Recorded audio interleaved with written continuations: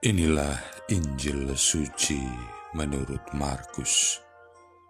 Pada suatu ketika, Yesus memanggil orang banyak dan murid-muridnya dan berkata kepada mereka, "Setiap orang yang mau mengikuti aku harus menyangkal diri, memikul salibnya dan mengikut aku. Karena barang siapa mau menyelamatkan nyawanya, ia akan kehilangan nyawanya. Tetapi barang siapa kehilangan nyawanya karena aku dan karena Injil, ia akan menyelamatkan nyawanya. Apa gunanya seseorang memperoleh seluruh dunia, tetapi kehilangan nyawanya? Karena apakah yang dapat diberikannya sebagai ganti nyawanya? Kalau seseorang malu karena aku dan karena perkataanku di tengah-tengah angkatan yang tidak setia dan berdosa ini, maka Anak Manusia pun akan malu karena orang itu apabila ia datang kelak dalam kemuliaan Bapanya, diiringi malaikat-malaikat kudus." Kata Yesus lagi kepada mereka, "Aku berkata kepadamu, sungguh di antara orang yang hadir di sini ada yang tidak akan mati sebelum mereka melihat kerajaan Allah datang dengan kuasa." Demikianlah sabda Tuhan. Saudara-saudari yang terkasih, barang siapa yang mau menyelamatkan nyawanya, ia akan kehilangan nyawanya. Tetapi barang siapa yang kehilangan nyawanya karena aku, ia akan memperolehnya. Pernyataan Yesus ini dapat menimbulkan rasa takut kita, atau dapat juga menimbulkan penyangkalan bahwa Yesus dalam hal ini tidak memaksudkan kehilangan nyawa secara harafiah. Hal itu cukup radikal dan kebanyakan dari kita telah bekerja keras untuk apa yang kita miliki sekarang. Rumah, kendaraan roda 2 maupun roda 4, pendidikan yang baik, pekerjaan atau karir yang baik, dan makanan minuman lezat yang dihidangkan di atas meja makan setiap hari. Sedikit saja dari kita yang memperoleh ini semua tanpa upaya, dan kebanyakan dari kita ingin bertahan pada apa yang kita telah miliki, kita lakukan, dan kita kasihi. Namun inilah justru apa yang dimaksudkan oleh Yesus.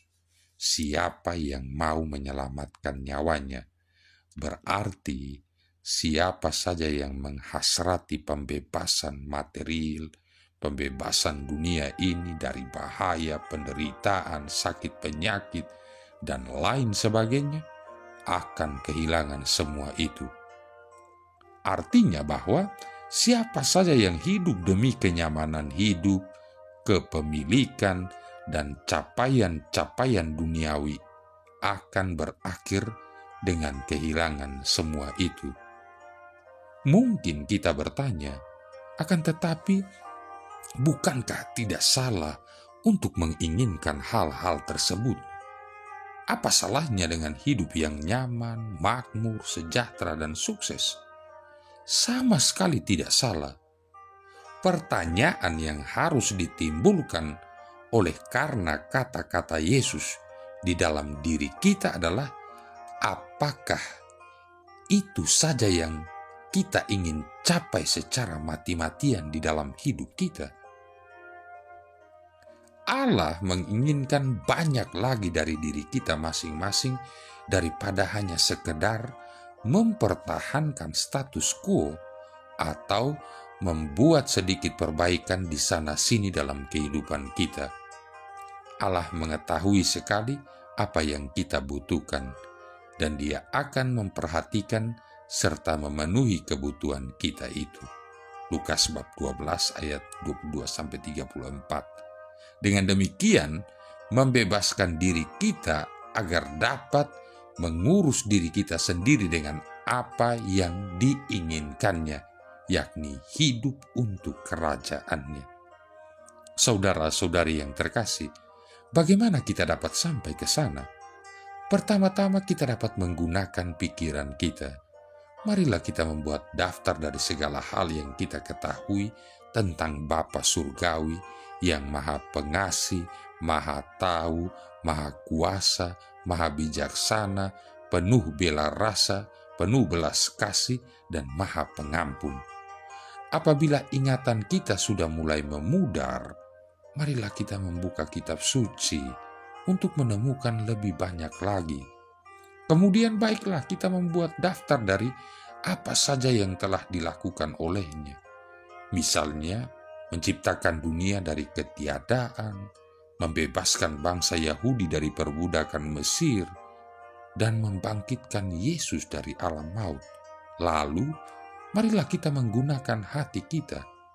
Kita menyediakan saat-saat tenang untuk mengingat-ingat apa yang telah dilakukan Allah bagi kita secara pribadi. Dan kita mohon kepada Roh Kudus untuk memberikan kepada kita rasa syukur yang mendalam untuk semua itu.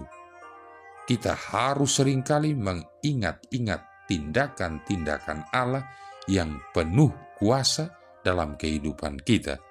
Dan perkenankanlah semua itu menggerakkan hati kita dengan kasih. Kita sungguh tidak dapat mengatakan bahwa terlalu seringlah kita mengingat-ingat apa yang telah dilakukan oleh Allah atas diri kita. Dan marilah kita masing-masing sekarang juga dengan iman yang mantap mengatakan bahwa untuk Dialah aku rela kehilangan nyawaku. Marilah berdoa. Allah Bapa sumber iman kepercayaan, teguhkanlah iman kami akan Yesus Putramu, dan semoga hidup kami Kau tandai cinta kasih kepada sesama tanpa pamrih, seturut teladan Putramu yang telah sudi wafat untuk membela kami dan menjadi perantara kami. Sebab Dialah Putramu, Tuhan dan pengantara kami, yang bersama dengan Dikau dalam persatuan Roh Kudus hidup dan berkuasa, satu Allah sepanjang segala masa. Tuhan memberkati kita sekalian, Bapa, Putra, dan Roh Kudus.